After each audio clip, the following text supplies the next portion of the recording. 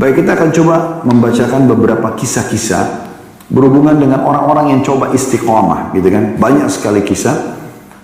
Yang menarik adalah dari sebuah buku ya, judulnya Kisah-Kisah Nyata, ditulis oleh Ibrahim bin Abdullah Al-Hazimi.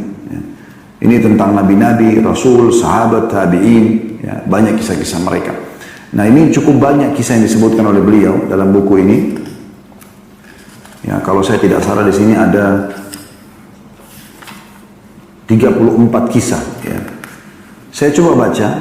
Di antaranya kisahnya adalah ada kisah ke-27 ya. Nanti mungkin saya mundur sedikit, saya akan ambil beberapa kisah ke belakang 27, ada yang 26 dan seterusnya. Ini kebetulan yang saya buka saja, yang saya coba bacain, gitu kan. Judulnya memberi 1 dirham lalu Allah memberinya 120.000 dirham. Dikatakan dari Fudail bin Iyad rahimahullah, ini salah satu ulama tabi'in yang hidup dari tahun 105 Hijriah sampai 187 Hijriah. Fudail bin Iyad terkenal seorang alim ulama dulu. Ia berkata, seseorang laki-laki menceritakan kepadaku bahwa ada laki-laki yang keluar membawa benang tenun. Lalu ia menjualnya seharga 1 dirham untuk memberi tepung. Jadi dia hidup dari penghasilan ya harian. Kebetulan waktu itu dia punya benang, dia jual 1 dirham untuk dia biaya hidup dia sama istri dan anak-anaknya. Lalu setelah menjual 1 dirham, dia melewati ada 2 orang yang sedang berkelahi, ribut, saling menjambak, ya, narik-narik rambut satu sama yang lain. Lalu orang yang punya 1 dirham ini bertanya, ada apa ini? Kenapa kalian berantem? Kenapa kalian berkelahi?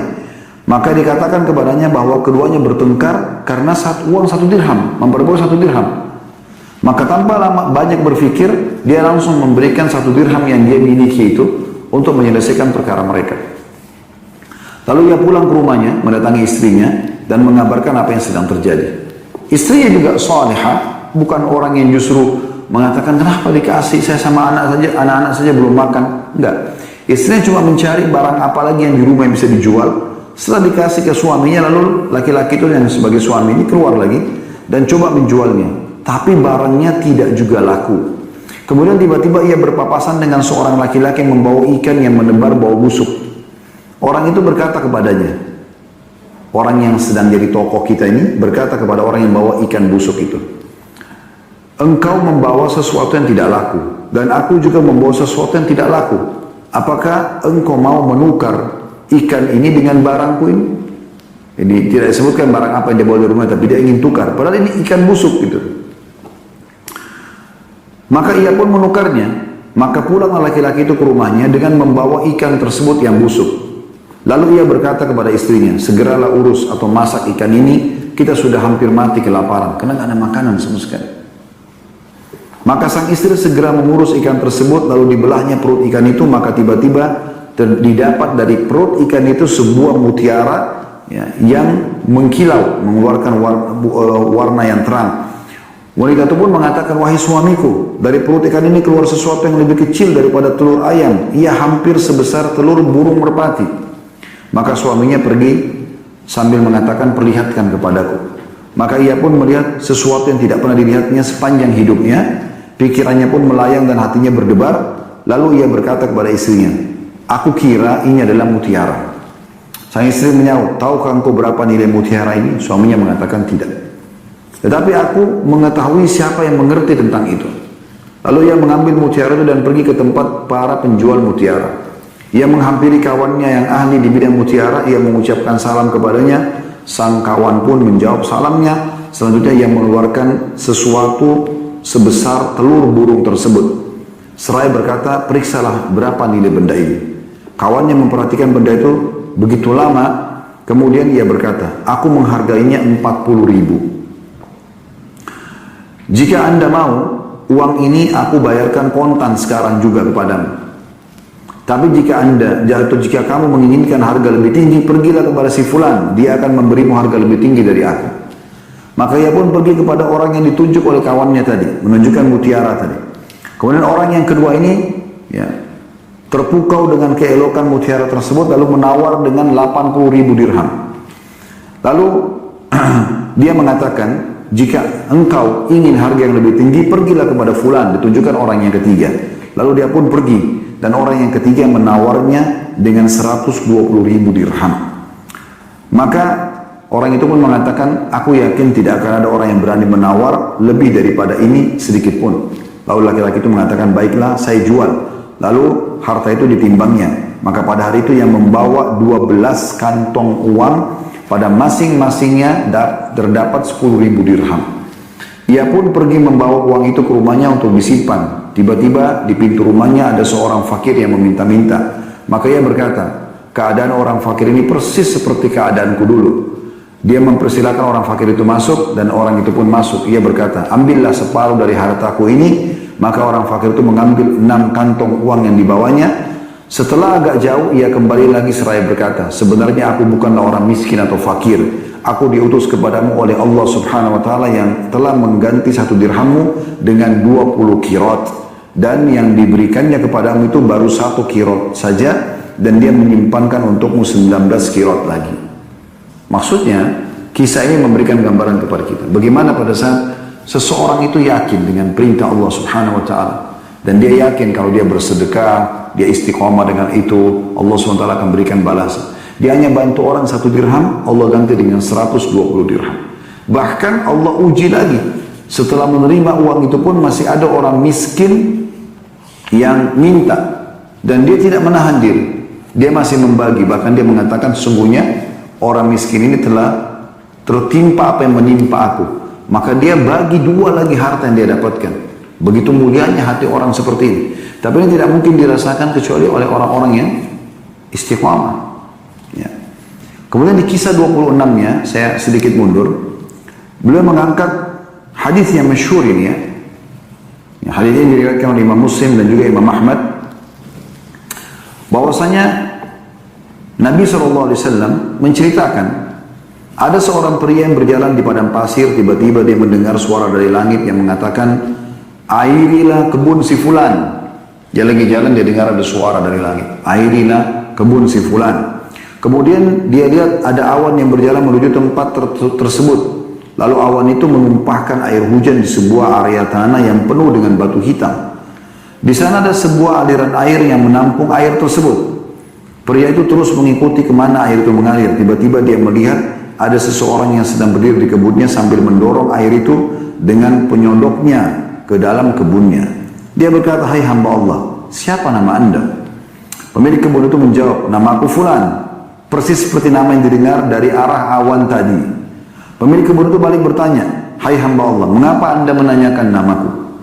Maka pria itu mengatakan, aku telah mendengar suara di awan yang menurunkan air ini. Suara itu mengatakan, airira kebunnya si fulan dan namamu disebutkan. Apa sebenarnya yang engkau lakukan dengan kebunmu ini?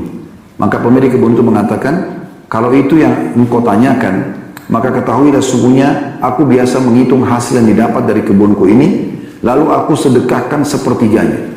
Sepertiganya lalu aku makan bersama keluargaku dan sepertiga yang terakhir aku kembalikan lagi ke kebunku untuk jadi modal usaha. Dalam riwayat lain aku jadikan sepertiganya sebagai sedekah untuk orang-orang miskin, peminta-minta dan ibnu sabil atau orang yang terputus jalan. Jadi kisahnya adalah di musim panas yang peceklik ya. Orang lagi pada kepanasan, tidak ada air hujan, ada kebun yang dihujani oleh Allah subhanahu wa ta'ala. Bahkan Allah sengaja memperdengarkan dalam hadis riwayat Muslim ini seseorang yang mendengar suara dari awan. Ya, suara para malaikat yang mengatakan, turunkan hujan di kebunnya si fulan, disebutkan nama orang ini. Dia penasaran, diikutin sama dia suara awan tersebut. Awan itu menuruni, hujan turun di sebuah wilayah yang ada batu-batu hitam dan mengalir airnya, maka dia ikutin terus air tersebut sampai ternyata di kebun seseorang.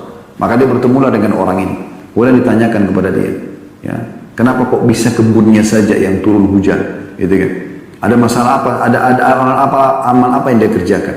Ternyata dia istiqomah selalu mengeluarkan sepertiga dari hasil pendapatan dia itu untuk sedekah.